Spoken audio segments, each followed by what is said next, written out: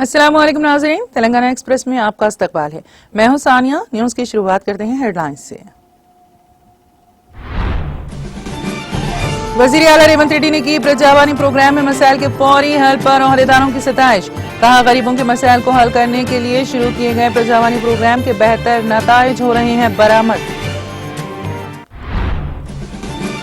हुकूमत तेलंगाना ने जायदाद टैक्स में दी जाने वाली रियायत कर दी खत्म। अब आवाम को भरना होगा पूरा टैक्स।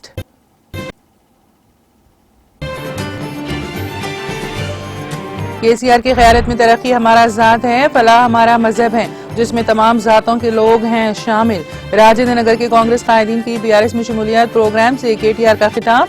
साबिक़ रियासती वज़रा मोहम्मद महमूद अली और सबिता इंदिरा रेड्डी का खिताब। केसीआर ने इख्तिदार के लिए नहीं, तेलंगाना आवाम को इंसाफ दिलाने के लिए पार्टी की कायम। कांग्रेस वादों की तकमील में पूरी तरह नाकाम। रियासत की तरक्की बीआरएस की मरहून मिन्नत। तेलंगाना भवन में मुनक़िदा प्रोग्राम से साबिक़ वज़ीर दाखिला मोहम्मद महमूद अली का खिताब।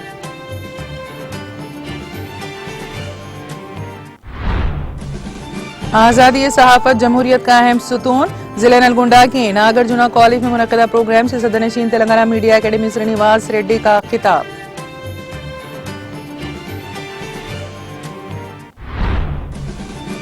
पुराना शहर हैदराबाद में दूसरे मरहले के मेट्रो रेल प्रोजेक्ट के कामों की राह हमवार। जिला कलेक्टर ने एमजीबीएस से चंद्रायन गुट्टा तक मेट्रो लाइन के लिए दरकार जायदादों के हुसूल को दी मंजूरी। वज़ीर आज़म नरेंद्र मोदी 3 ममालिक के 5 रोज़ा दौरे पर हुए रवाना। G20 सरबराह इजलास में करेंगे शिरकत।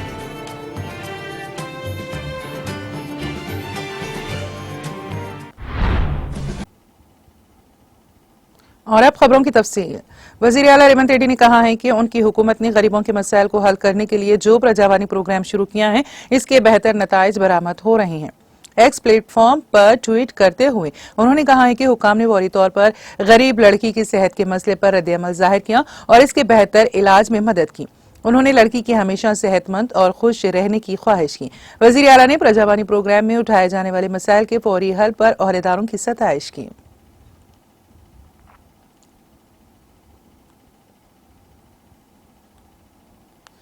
कांग्रेस हुकूमत ने अब इस स्कीम को मनसूख करते हुए टैक्स में तरमीम के तहत मुकम्मल जायदाद टैक्स अदा करने की हिदायत जारी की है।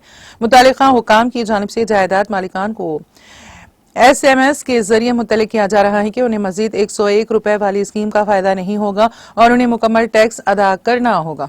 हुकूमत तेलंगाना ने जायदाद टैक्स में दी जाने वाली रियायत खत्म कर दी।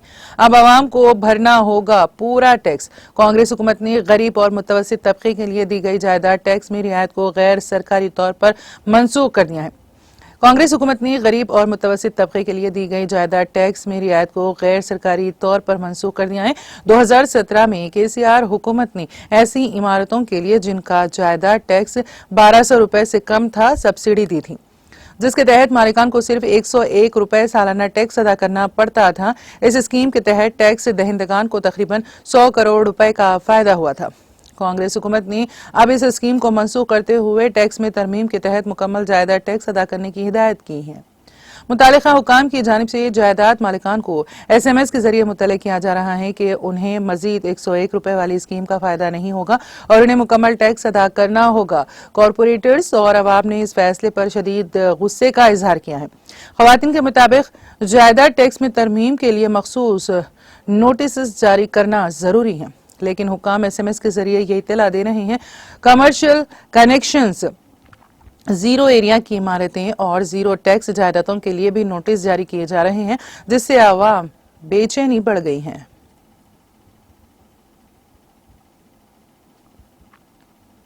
तेलंगाना में कांग्रेस पार्टी की जानिब से 6 जमानतों पर अमल दरामद न करने और दिए गए वादों को पूरा न करने पर कांग्रेस कायदीन और कारकुनान पार्टी क़यादत से नाराज हैं। चुनांचे राजेंद्र नगर हल्के की मणिकोंडा म्यूनसिपलिटी से ताल्लुक रखने वाले कांग्रेस लीडर मल्लयादरी नायडू और दीगर कायदीन ने तेलंगाना भवन पहुंचकर बीआरएस पार्टी में शमूलियत इख्तियार कर ली। इस मौके पर बीआरएस के कारगुजार सदर के तारक रामाराव ने पार्टी में शामिल होने वालों को गुलाबी खंडवा पहनाकर पार्टी में गर्मजोशी से मदऊ किया था। इस प्रोग्राम में साबिक़ वज़ीर दाखिला मोहम्मद महमूद अली, साबिक़ वज़ीर व रुकन असेंबली सबिता इंदिरा रेड्डी, बीआरएस कायद कार्तिक रेड्डी के अलावा दीगर बीआरएस कायदीन ने शिरकत की। इस मौके पर मुनक़िदा प्रोग्राम से खिताब करते हुए केटीआर ने कहा कि केसीआर की क़यादत में तरक्की हमारी ज़ात है, फलाह हमारा मजहब है, जिसमें तमाम ज़ातों के लोग शामिल हैं। उन्होंने कहा कि बीआरएस के दौरे इख्तिदार में हमने 10 साल तक कई तरक्याती और फलाही स्कीमात को मुतारिफ किया, जिसके नतीजे में तेलंगाना रियासत मुल्क भर में मिसाली रियासत का दर्जा हासिल हुआ है। उन्होंने कहा कि कांग्रेस के सदर खरगे का कहना है कि बीजेपी वाले अरकान असेंबली को ऐसे खरीद रहे हैं जैसे वो बकरे खरीद रहे हों। मैं खरगे को तेलंगाना आने के लिए कह रहा हूं, क्या प्रकाश गौड़ गांधी को कोई शर्म है? क्या आप में ये बताने की हिम्मत है कि आपका ताल्लुक किस पार्टी से है? आप कह रहे हैं कि आप आम लोगों के घर गिरा देंगे क्योंकि बफर जोन में घर हैं, फिर आप वही जमीन बड़ी कंपनियों को देने और शॉपिंग मॉल बनाने की बातें कर रहे हैं।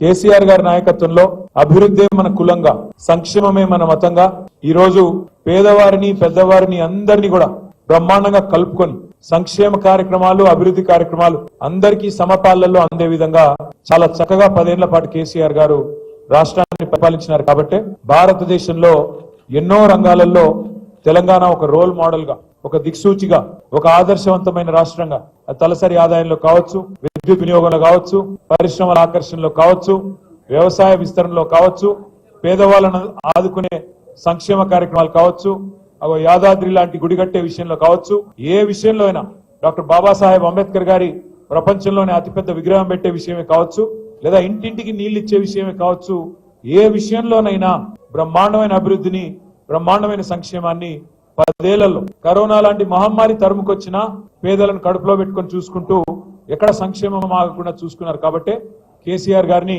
మీరు రాజేంద్ర నగర్ నియోజకవర్గంలో కూడా మనస్ఫూర్తిగా ఆశీర్వదించి ఆనాటి మన అభ్యర్థిని మీరు అఖండమైన మెజారిటీతో గెలిపించారు.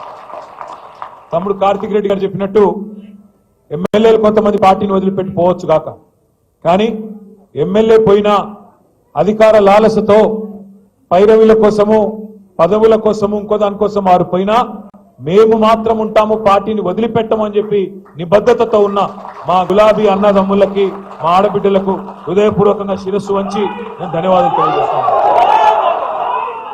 ముఖ్యమంత్రి గారు ఒక పుస్తకం రిలీజ్ చేసినాడు ప్రభుత్వం తరఫున, తెలంగాణ గ్రోత్ స్టోరీ అని. అందులో ఏం రాస్తుంది? 1,50,000 కోట్లతో మూసి అభివృద్ధి చేస్తామని రాస్తుంది. మేము అడుగుతా ఉన్నాం, మొన్నటి నుంచి నిలదీస్తా ఉన్నాం, దేనికోసం 1,50,000 కోట్లు? ఎవడి కోసం?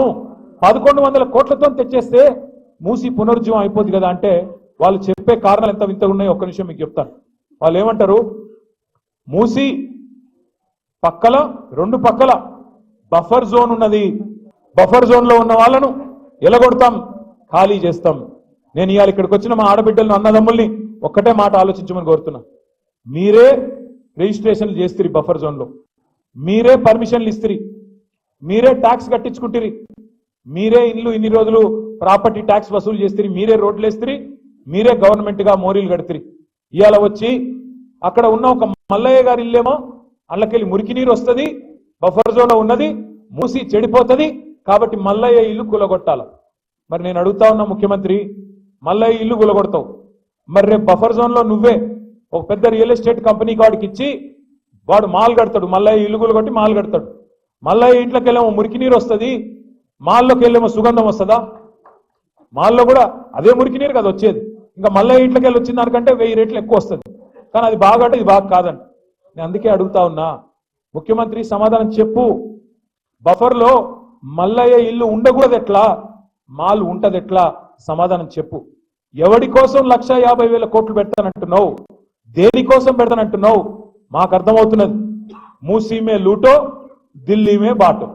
మూసీలో లూటో, ఢిల్లీ మే బాటో. ఎందుకు? నీ బాసులు ఢిల్లీలో ఉన్నారు, వాళ్ళ కోపం వస్తే నీ తుమ్మితో ఊడిపోయే ముక్కు నీది, ఎప్పుడు ఊసిపోతుందో తెలియదు. రాహుల్ గాంధీకి మూటలు పంపకపోతే ఆయన ఊకోడు, మళ్ళా పైన ఇంకా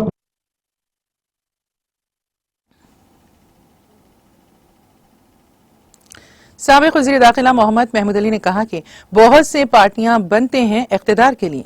तेलुगुदेशम पार्टी एनटी रामाराव ने कायम किया था, 1 साल में उन्होंने इख्तिदार संभाला था।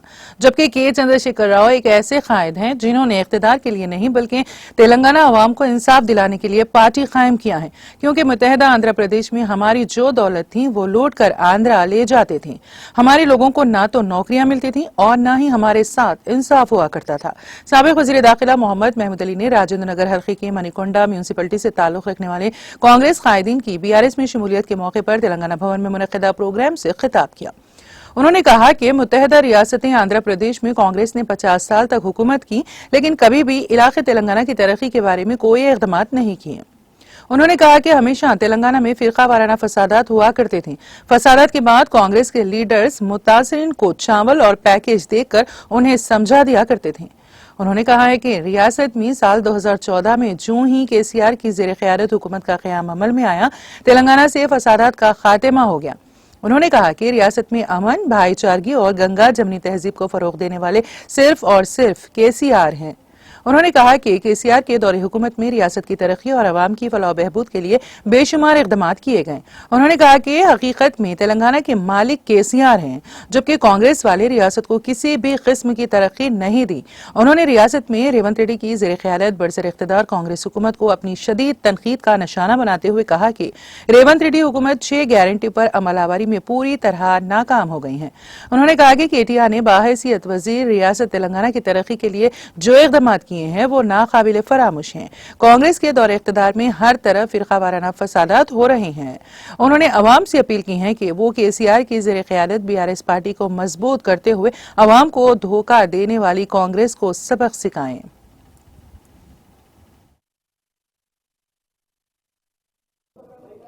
सदर जलसा मैं dynamic working president KT Rama Rao garu, मेरी बहन senior leader ex minister Sabitha Indra Reddy garu, మా అంబర్పేట ఎమ్మెల్యే కావేరి వెంకటేష్ साहब, మా एक्स एमएलए चंदर साहब, మా डायनामिक का लीडर कार्तिक रेड्डी साहब जिसकी सदारत में आज ज्वाइनिंग हो रही, मुखी साहब, मेरे बहनों डैश पर बैठे हुए मेरे तमाम भाइयों और बहनों, और आज की इस प्रोग्राम में जो पार्टी ज्वाइनिंग किए हैं उन तमाम मीडिया दोस्तों को मेरा सलाम और नमस्कार।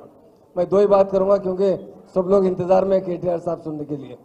देखिए, बहुत से पार्टियां बनते हैं पावर के लिए। तेलुगु देशम पार्टी एनटी रामाराव साहब ने बनाया था, 1 साल में उन्होंने पावर में आए थे, मगर केसीआर साहब एक महान लीडर है, इसलिए लोग उन्हें 5वां गांधी कहते हैं। उन्होंने पावर के लिए पार्टी नहीं बनाई, तेलंगाना के अवाम को इंसाफ दिलाने के लिए, क्योंकि हमारी जो दौलत थी पूरी लूट कर आंध्रा ले जाते थे। हमारे लोगों को ना नौकरियां मिलते थे, ना हमारे साथ इंसाफ होता था। हमारी स्टेट में कांग्रेस ऑलरेडी 50 साल हुकूमत कर चुकी है, कभी भी हमारी तरक्की के बारे में नहीं सोचा। हमेशा तेलंगाना में फिसादात हुआ करते थे, फिसादात होने के बाद ये कांग्रेस के लीडर आकर शक्कर दिया करते थे, चावल दिया करते थे, एक पैकेज बना कर देते थे। मगर हमारे महान और महात्मा लीडर केसीआर साहब 2014 में जैसा पावर में है, तेलंगाना से फिसादात का खात्मा करने वाले लीडर है वो केसीआर साहब है। केसीआर साहब असल देखे तो तेलंगाना के मालिक है। ये जो किराएदार है ना, आज आकर कांग्रेस वाले बात कर रहे हैं, ये हमें तरक्की नहीं दिला सकते। हर शोबेयात में आप देखिए 1 साल में क्या असर हो चुका है हमारी स्टेट का। हर जगह हम बैकवर्ड हो चुके हैं, हर शोबेयात में पीछे हो चुके हैं। हमारी स्टेट को तरक्की दिलाने वाले, हमारी स्टेट लाने वाले, हमारे स्टेट में रहने वाले हिंदू मुस्लिम सिख ईसाई भाइयों को एक जगह करने वाले कोई लीडर है तो केसीआर साहब है। इसलिए हमारा फर्ज बनता है, और हकीकत में हमारे साथ धोखा हुआ है। रेवंत रेड्डी और कांग्रेस पार्टी ने हर जगह धोखा दे रहे हैं, वायदे कर रहे हैं, मगर अमलावरी नहीं करते। आप देखें 6 गारंटी दिए गए, एक भी गारंटी नहीं।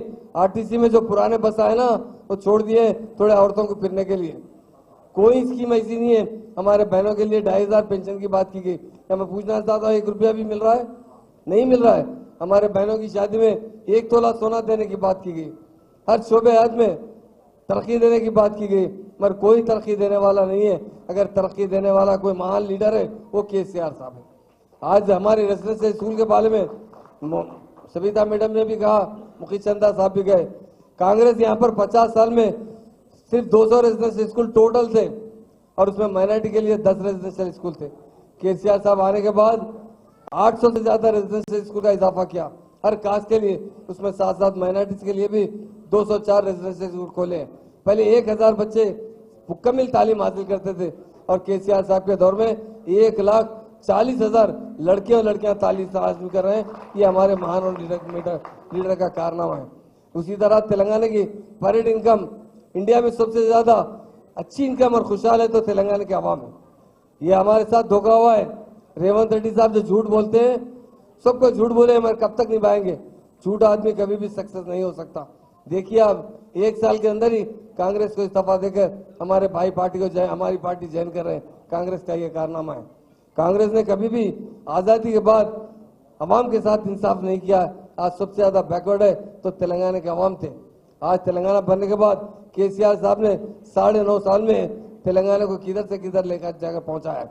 हमारे हरकियाती लीडर केटी रामाराव साहब ने हैदराबाद को दुबई की तरह बना है। आज दुबई से अमेरिका से लोग आकर हैदराबाद देखकर कह रहे हैं अरे हम तो 5 से 8 साल के बाद आए, आज हैदराबाद दिख रहे हैं, नारसिंगी देख रहे हैं, हैदराबाद का सराउंडिंग देख रहे हैं, ऐसा दिख रहा है कि अमेरिका की तरह दिख रहा है। इतना डेवलप किया गया है स्टेट को मुकम्मल कांग्रेस फिर से गारत करना चाहती है। इसलिए मेरे भाइयों बहनों से मैं एक ही बात की अपील करना चाहता हूँ, ये लोग आपके नहीं है। अगर आपके कोई है, आपके बेटे है या आपके पिताजी है या आपको चाहते हैं, आपको तरक्की देना चाहते हैं, वो केसीआर साहब है। उनके हाथ मजबूत कीजिए। और हमारे डायनामिक लीडर केटी रामाराव साहब ने जिस तरह हैदराबाद को डेवलप किया है उसकी मिसाल हिंदुस्तान में नहीं मिल सकती। आज हैदराबाद देखकर लोग दंग हो रहे हैं। कुछ दिन पहले एक साहब अमेरिका से आए थे, उन्होंने कहा कि मैं 10 साल के बाद आया हूँ, मैं नारसिंह की जाकर देखने के बाद मुझे ऐसा दिख रहा है अमेरिका से भी आगे बढ़ रहा है। तो हैदराबाद था, तेलंगाना स्टेट है। इसलिए मेरे भाइयों बहनों, ये लोग धोखेबाज है कांग्रेस वाले, हमको एक जगह रहने नहीं देते, आपस में लड़ाते हैं। देखिए तेलंगाना बनने के बाद कितने फिसादात हो रहे हैं, हर जगह हिंदू मुस्लिम फीलिंग फैल रहे हैं। और केसीआर साहब ने दौरे हुकूमत में अमन का, भाईचारे का पैगाम दिया है। इसलिए मैं तमाम मेरे बहनों भाइयों, आज खासतौर से जो मेरे पार्टी में मेरे भाई ज्वाइन किए, मैं सबका वेलकम करता हूँ। और एक ही बात कहता हूँ, आपकी कोई पार्टी है वो बीआरएस पार्टी है, आपके कोई लीडर है वो केसीआर साहब है, आपके कोई लीडर है वो केटीआर साहब है। इनके हाथ मजबूत कीजिए, इंशाल्लाह बहुत जल्द बहुत बड़ा इनकलाब आने वाला है। ये झूठ है, हमेशा हुकूमत नहीं कर सकते झूठ बोलकर। कुछ दिन में आवाम खुद उन्हें गाँव में घुसने नहीं देगी। एमएलए को कहेंगे कि आप पहले जो वायदा किए वो पूरा कीजिए, क्यों हमारे साथ धोखा करें। इसलिए मैं तमाम मेरे भाइयों बहनों से ये गुजारिश करता हूँ कि आपकी घर की पार्टी अपनी पार्टी है तो वो की बीआरएस पार्टी है। एक बात बोलते हुए मैं बात खत्म करना चाहता हूँ, हिंदुस्तान को आज़ादी दिलाने में सबसे आगे गांधी जी रहे। उन्होंने कई जगह सत्याग्रह बैठा है। उसके बाद ये तेलंगाना हासिल करने वाले, तेलंगाना लाने वाले लीडर केसीआर साहब है। उन्होंने मरण पर बैठा था। मेरे बहनों से कहता हूँ, आपका बेटा एक टाइम नहीं खाता, 2 टाइम नहीं खाता तो आप बाहर निकल जाते बुर्का पहनकर, अरे मेरा बच्चा सुबह से भूखा है, सुबह से खाना नहीं खाया।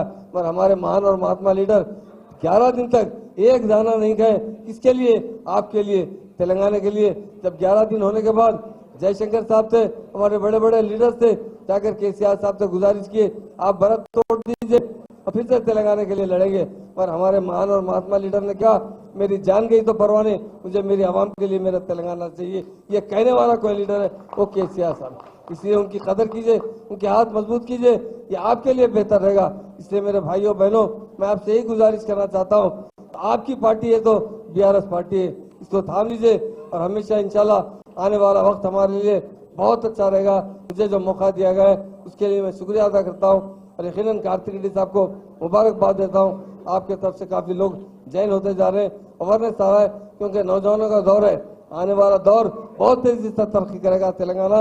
हमारा फर्ज बनता है बीआरएस पार्टी के हाथ मजबूत कीजिए और सुनहरा तेलंगाना जो सीएम साहब का सपना है वो जरूर बनाए और उनके हाथ में ही बन सकता है। ये दूसरे लोग जो हमारे किराएदार है ना, ये लूट कर ले जा रहे हैं, यहाँ का पैसा दूसरे स्टेटों में खर्चा कर रहे हैं। इसलिए मेरे भाइयों बहनों, हम सब मिलजुल कर आपस में मुस्तैद तरीके से बीआरएस पार्टी के हाथ मजबूत कीजिए और हमेशा यही सोचिए, आपका कोई लीडर है वो केसीआर साहब है, आपका कोई लीडर है वो केटीआर साहब है, जो आपको तरक्की दिलाना चाहते हैं। मुझे जो वक्त दिया गया है उसका मैं शुक्रिया अदा करता हूँ। जय तेलंगाना।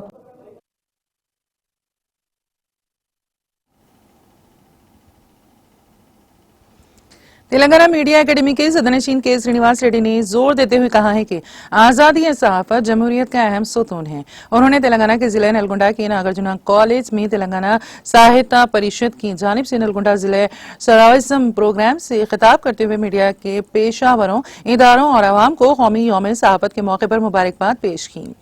ये दिन हर साल 16 नवंबर को प्रेस काउंसिल ऑफ इंडिया के क़याम की याद में मनाया जाता है। उन्होंने जमहूरियत के तहफ़्फ़ुज़ में ज़राए इब्लाग़ की आज़ादी के रोल को उजागर किया। उन्होंने दावा किया कि इलेक्ट्रॉनिक मीडिया और अखबारात आज़ादी के बगैर मुतलिक़ अल-अनान दौर में बदतर हो जाएंगे। उन्होंने हालिया वाक़यात बशमूल मध्य प्रदेश और उत्तर प्रदेश में सहाफ़ियों की अमवात का हवाला देते हुए मुल्क में मीडिया की आज़ादी की गैर यकीनी पर तशवीश का इजहार किया। उन्होंने शहरियों और इदारों पर जोर दिया है कि वो मीडिया की आज़ादी में रुकावटों पर मज़ाहमत करें। उन्होंने शोबे सहाफ़त के अहम रोल के लिए अवामी तायद को ज़रूरी करार दिया।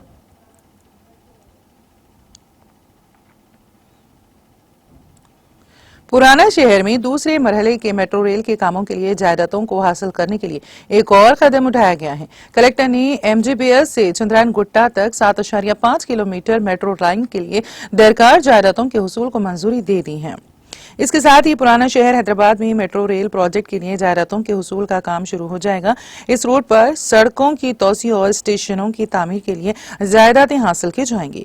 हैदराबाद मेट्रो रेल कॉरपोरेशन पहले ही अराजी के हुसूल के लिए नोटिस दे चुकी है। वजीर आला रेवंत रेड्डी की हिदायत के मुताबिक मेट्रो मरहला 2 कॉरिडोर के लिए एमजीबीएस से चंद्रायन गुट्टा तक 200 से ज्यादा जायदादों को हासिल करने का ऐलान किया गया है।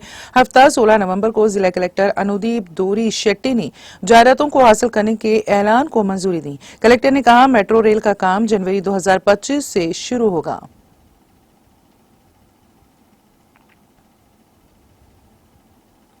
सदर मजलिस व रुकन पार्लियामेंट हैदराबाद बैरिस्टर असदुद्दीन ओवैसी की हिदायत पर कारवान हल्के के मजलिसी रुकन असेंबली कौसर मोहिउद्दीन ने नांदेड़ साउथ के मजलिसी उम्मीदवार सैयद मोइन के साथ इंतखाबी मुहिम में हिस्सा लिया। इस दौरान मजलिसी रुकन असेंबली ने नांदेड़ के मुख्तलिफ इलाकों का पैदल दौरा करते हुए घर घर पहुंचकर अवाम से मुलाकात करके राय दहिंदों से अपना कीमती वोट मजलिस पार्टी के उम्मीदवार को देने की अपील की, जिनका इंतखाबी निशान पतंग है।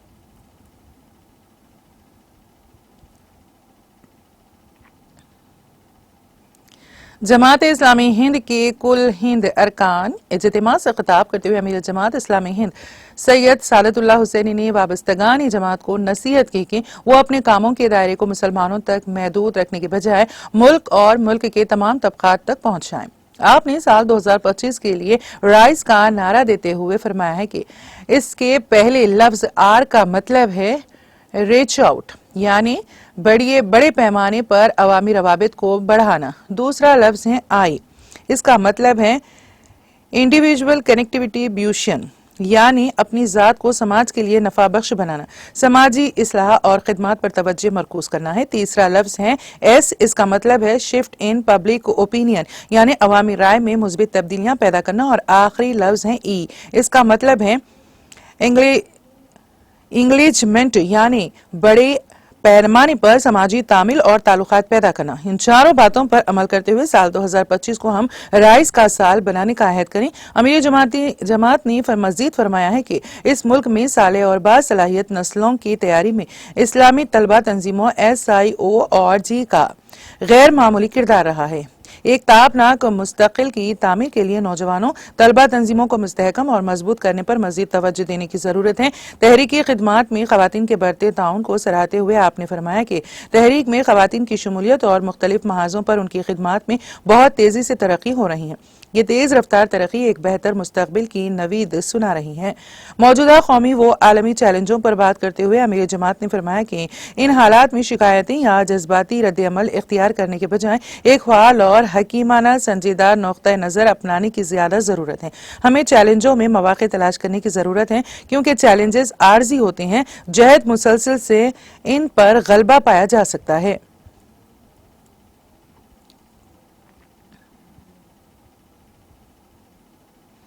छत्तीसगढ़ के नारायणपुर जिले में हफ्ते को हुए एक तसादुम में 5 नक्सली मारे गए, जबकि 2 सिक्योरिटी फोर्स एहलकार जख्मी हो गए हैं। तसादुम के दौरान सिक्योरिटी फोर्सेस ने एक जदीद हथियार भी बरामद किया है। दोनों शदीद जख्मी फौजियों को इलाज के लिए हेलीकॉप्टर के जरिए रायपुर भेजा गया। पूरे इलाके में वक्फे से फायरिंग का सिलसिला जारी है। पुलिस की एक रिलीज के मुताबिक छत्तीसगढ़ के नारायणपुर जिले में महाराष्ट्र सरहद के करीब आज सुबह से एनकाउंटर जारी है। इस तसादुम में cobra battalion, central reserve police force, border security force और छत्तीसगढ़ आर्म फोर्स के जवानों ने घने जंगलात में नक्सलियों को घेरे में ले लिया है। इब्तिदाई इतलात के मुताबिक अब तक 5 नक्सली मारे जा चुके हैं, जबकि 2 सिक्योरिटी फोर्स एहलकार जख्मी हुए हैं। सिक्योरिटी फोर्सेस ने जाए वखुआ में एक खुदकार हथियार बरामद कर लिया है।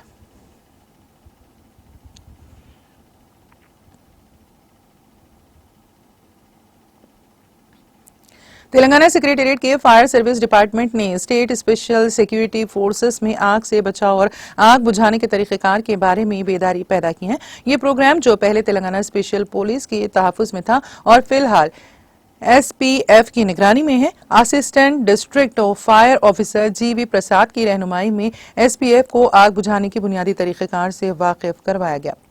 इस मौके पर आतिशबाजी के हादसात की सूरत में आग पर काबू पाने के लिए इस्तेमाल होने वाले आलात का इस्तेमाल, मुतासिरीन को मुंतकिल करने का तरीक़ेकार, मुतादिद मंजिलों से बचाव ऑपरेशन अंजाम देने के तरीक़ेकार, मसनूई तनफ़ुस और दीगर तफसीलात बताई गई।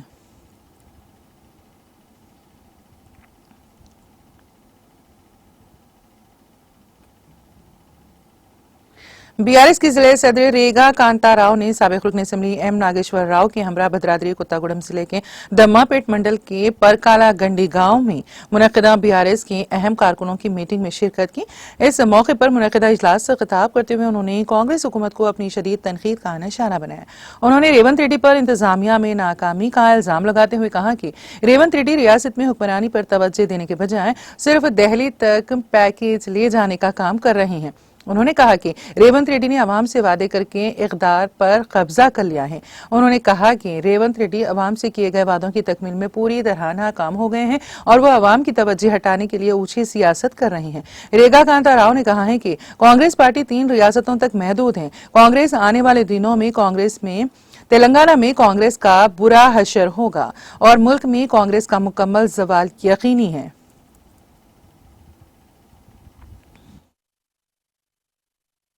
వాసు గారు నీళ్లు చెరువుల నుంచి నీళ్లు రానివ్వట్లేదు.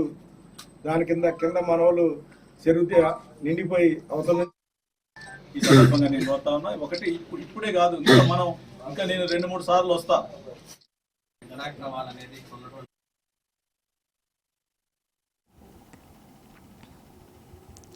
भद्राद्री कोत्तागुड़म जिले के आश्वरावपेट मंडल के इरागुंटा पल्ली में कबायलियों और जंगलात के एहलकारों के दरमियान तनाज़े का माहौल पैदा हो गया है। कबायलियों ने अपनी तशवीश का इजहार किया है और उनके पास रहने के लिए कोई मकान नहीं है। उन्होंने बताया है कि एक जानिब वो खाली जमीनों में टेंट डालकर क़याम पजीर हैं, तो दूसरी जानिब महकमा जंगलात के एहलकार उन्हें हटा रहे हैं और उनको सर छुपाने के लिए साया नहीं छोड़ रहे हैं। कबायलियों ने सड़क पर धरना देते हुए मुतालिबा किया है कि उन्हें डबल बेडरूम मकानात अलॉट किए जाएं और उस वक्त तक उन्हें यहां आर्जी तौर पर रहने की इजाजत दी जाए।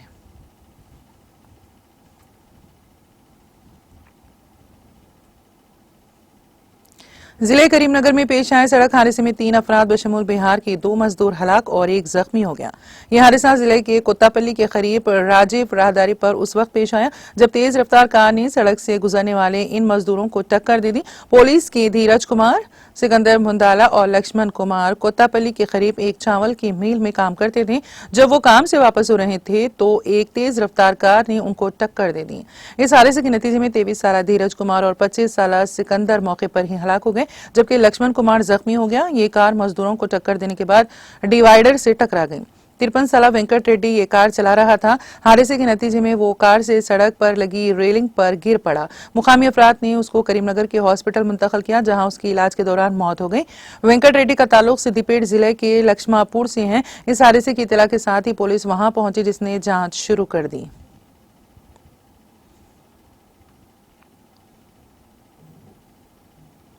आंध्र प्रदेश के वजीर आला एन चंद्रबाबू नायडू के छोटे भाई राम मूर्ति नायडू चल बसे। उन्होंने हैदराबाद के एक प्राइवेट अस्पताल में इलाज के दौरान आखिरी सांस ली।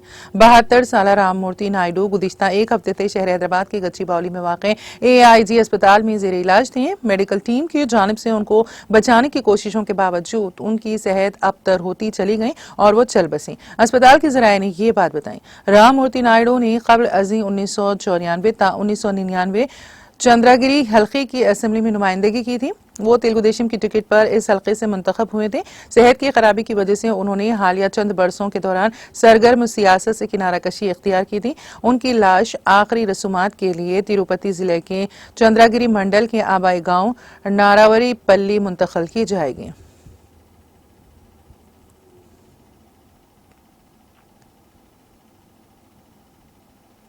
जिले संगारेड्डी में पेश आए खौफनाक सड़क हादसे में 2 अफराद हलाक और 2 दीगर जख्मी हो गए। यह हादसा हफ्ते को कौमी शाहरा नंबर 65 जहीराबाद में उस वक्त पेश आया जब एक तेज रफ्तार कार जहीराबाद बाईपास रोड पर सड़क के किनारे रेलिंग से टकरा गई। महलूकीन 25 साल सुरेश और 42 साल नरसिम्हा राव हैदराबाद के कुतुबुल्लापुर के रहने वाले थे। सुरेश और नरसिम्हा राव 2 दीगर अफराद कर्नाटक के गानुगापुर में यात्रा पर गए थे। वापसी के दौरान यह हादसा पेश आया। लाशों को पोस्टमार्टम के लिए जहीराबाद के सरकारी अस्पताल मुंतकिल कर दिया गया। जख्मियों को जहीराबाद में इब्तिदाई तिब्बी इमदाद फराहम करने के बाद हैदराबाद के प्राइवेट अस्पताल मुंतकिल कर दिया गया।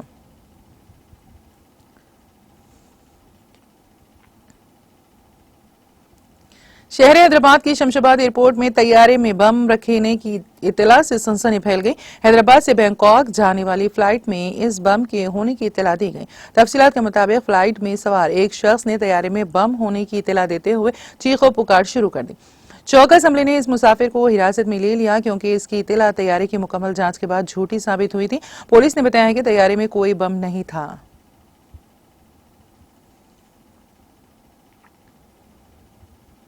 62 IIT में खुदकुशी के वाक़े के खिलाफ तेलंगाना के जिले निर्मल में ABVP के कारकुनों ने एहतजाज किया, जिसके नतीजे में कुछ देर के लिए कशीदगी फैल गई। इन कारकुनों ने बासर की श्री ज्ञाना सरस्वती देवस्थानम के इहाते में उनको हिरासत में लेने पर पुलिस बरहमी का इजहार किया। ABVP के तकरीबन 120 कारकुनों ने वजीर श्रीनिवास रेड्डी की तवज्जो मबजूल कराने के लिए ये एहतजाज किया, जिस पर पुलिस ने उनको हिरासत में ले लिया। उन्होंने पुलिस पर एतराज करते हुए कहा कि जब वो मंदिर में जा रहे थे तो उन्हें हिरासत में ले लिया गया। इस मसले पर पुलिस और ABVP के कारकुनों में बहस और तकरार हुई।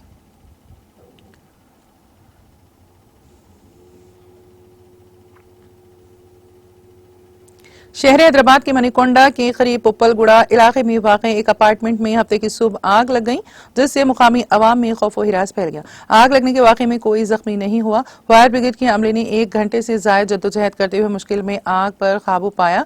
इब्तिदाई रिपोर्ट्स में बताया गया है कि पकवान गैस सिलेंडर फट गया, ताहम ये वाज़ेह नहीं हो सका कि धमाका आग लगने के बाद हुआ या धमाके से गोल्डन और व्यूअर अपार्टमेंट के A1 ब्लॉक की 5वीं मंजिल पर आग लगी। आग के शोले घर के अंदर दाखिल होते ही घर में रहने वाले अपनी जान बचाने के लिए दौड़ पड़े।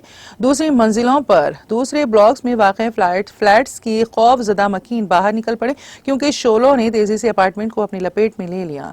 मुकामी अफराद ने बताया है कि फायर ब्रिगेड्स को कॉम्प्लेक्स तक जाने में मुश्किल पेश आई क्योंकि फायर ब्रिगेड की नकल व हरकत के लिए रास्ता काफी पेचीदा था। फायर सर्विस के मुलाजिमी ने अपनी गाड़ियां मुत्तसिल अपार्टमेंट में खड़ी करके आग पर काबू पाया।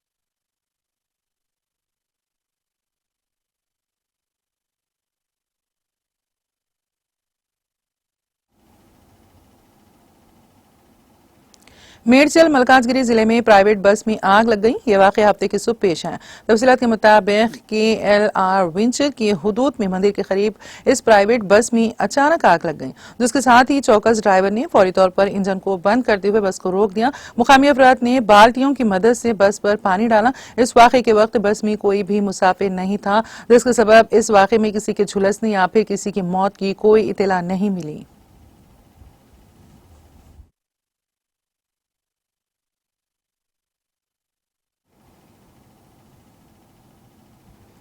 तेलंगाना एक्सप्रेस में अब वक्त हुआ एक ब्रेक का। ब्रेक के बाद भी खबरों का सिलसिला जारी रहेगा।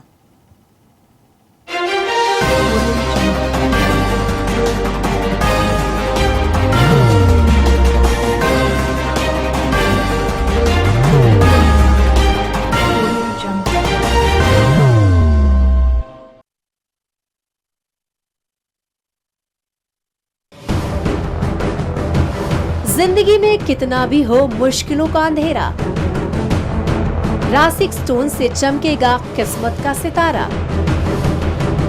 सीधे खानों से निकाल कर तराशा गया और डॉक्टर रोशन और डॉक्टर MM रजा के ज्ञान से संवारा गया। इल्मी जवाहरात एक बेशकीमती इल्म है। ये जिंदगी के हर मोड़ पर हमें आगाही देता है। हमारी नाकामयाबी, कारोबार में परेशानी, शादीशुदा जिंदगी में तनाव, औलाद की परेशानी, प्यार के मसाइल, लव मैरिज, पैसों की तंगी, पढ़ाई में असफलता, सेहत में खराबी, क्या यही है जिंदगी? कैसे मिलेगी हमें इन सब से राहत? इन सब मुश्किलों से निजात पाने के लिए जेमोलॉजिस्ट डॉक्टर रोशन और डॉक्टर MM रजा से एक मुलाकात बदल सकती है जिंदगी और तकदीर दोनों। Bangalore, Hyderabad, Visakhapatnam, Vijayawada, Dubai, Delhi, Mumbai. One visit can change your life.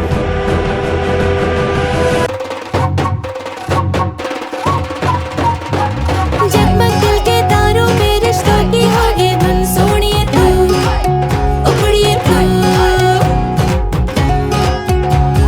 सबको सुनाने अपने दिल की ट्यून, डार्लिंग दुल्हनिया तुझे, अब रुक मत, ये मोमेंट तेरा है। डार्लिंग दुल्हनिया तुझे। Be the showstopper, be the showrunner. Show how it's done. Come celebrate the Brides of India with Malabar Gold and Diamonds.